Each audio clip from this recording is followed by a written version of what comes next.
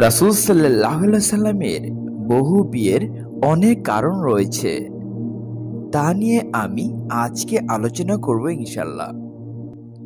দ্বীন প্রচারের সুবিধা। রাসূল সাল্লাল্লাহু আলাইহি সাল্লাম ছিলেন একাধারে বিশ্বনবী ও রাষ্ট্রনায়ক। চতুর্মুখী ষড়যন্ত্রের জাল ছিন্ন করে ইসলাম ধর্মকে সমগ্র বিশ্বে ছড়িয়ে দেওয়ার জন্য তিনি আদিষ্ট হয়েছেন।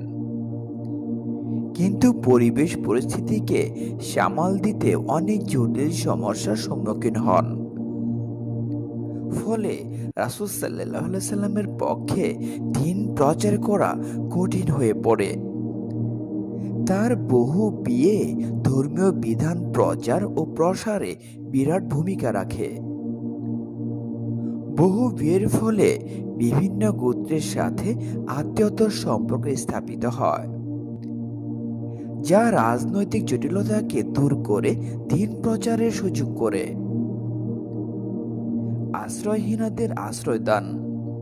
নবুয়তের ১০ম বছরে প্রথমা স্ত্রী হযরত খাদিজা রাদিয়াল্লাহু আনহা-এর ওফাতের পর মহানবী সাল্লাল্লাহু আলাইহি সাল্লাম অন্য নারীকে বিয়ে করার চিন্তা করেন। তিনি হযরত আয়েশা রাদিয়াল্লাহু আনহা ছাড়া অন্য ১০ জন বিধবাকে বিয়ে করেছিলেন। একজন নারী বিধবা হওয়ার পর আশ্রয়হীনা ও অসহায় অবস্থায় জীবনযাপন করে। রাসূল সাল্লাল্লাহু আলাইহি সাল্লাম আশ্রয়দাতা হিসেবে তাকে বিয়ে করেন। হযরত সাউদা রাদিয়াল্লাহু আনহার স্বামী হাফসা হিজরত করে সেখানে ইন্তেকাল করেন। অতঃপর তিনি আশ্রয়হীনা হয়ে পড়েন। রাসূল সাল্লাল্লাহু আলাইহি সাল্লাম তার খালা খাওলা বিনতে হাকিমের মধ্যস্থতায় ১০ম হিজরিতে সাউদা রাদিয়াল্লাহু আনহাকে বিয়ে করে আশ্রয় দান করেন। তিনি একান্ত জৈবিক চাহিদা পূরণের জন্য বিয়ে করেননি, বরং এভাবে তিনি আশ্রয়হীনাকে আশ্রয় দিয়েছেন। আত্মীয়তার সম্পর্ক স্থাপন।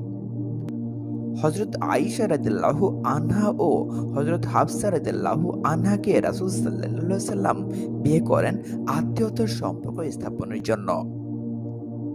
মূলত আল্লাহ তাআলার ইচ্ছায় এই বিয়ে সংঘটিত হয়েছিল। হযরত হাফসা রাদিয়াল্লাহু আনহার স্বামী ইন্তেকাল করার পর হযরত ওমর রাদিয়াল্লাহু আনহু তার কন্যাকে বিয়ে করার জন্য প্রথমে হযরত উসমান রাদিয়াল্লাহু আনহুকে, তারপর হযরত আবু বকর রাদিয়াল্লাহু আনহুকে অনুরোধ করেন। কিন্তু তারা উভয়ে অস্বীকৃতি জানালে রাসূল সাল্লাল্লাহু আলাইহি সাল্লাম হাফসাকে বিয়ে করেন। প্রধান ২ সহযোগীর কন্যাকে বিয়ে করে আত্মীয়তার সম্পর্ক স্থাপন করেন। বন্ধুত্ব স্থাপন। হযরত জুয়াইরিয়া রাদিয়াল্লাহু আনহা ছিলেন গোত্রপতি হারিসের কন্যা। বনু মুসলিক যুদ্ধে জুয়াইরিয়া বন্দী হলে রাসূল সাল্লাল্লাহু আলাইহি সাল্লাম তাকে এই উদ্দেশ্যে বিয়ে করেন যাতে তার বংশের সাথে বন্ধুত্ব হয়। তাছাড়া জুয়াইরিয়াকে বিয়ে করার মতো যোগ্য কেউ ছিল না।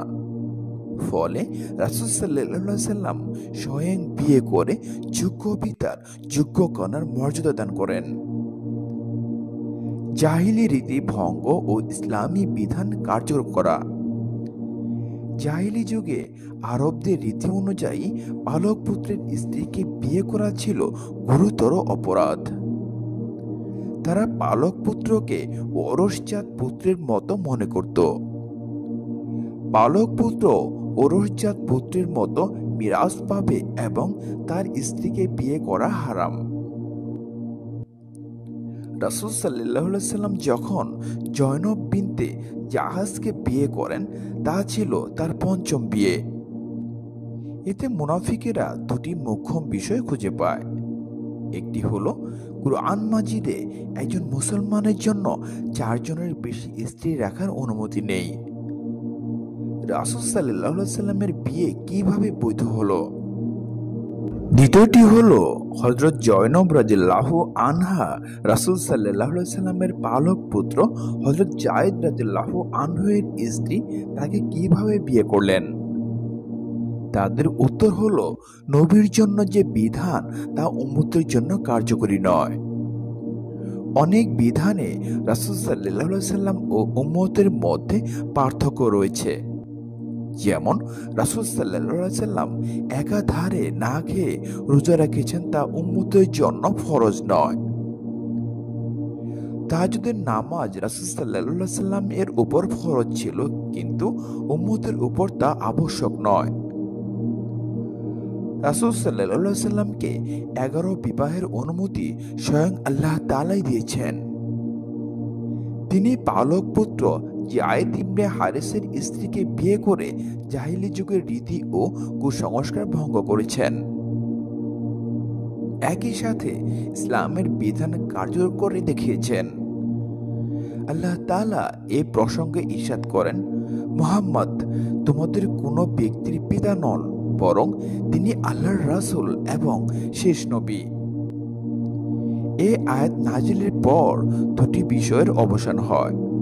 একটি হলো হযরত যায়েদ রাদিয়াল্লাহু আনহু রাসূল সাল্লাল্লাহু আলাইহি সাল্লামের পুত্র নন, যা লোকেরা মনে করত।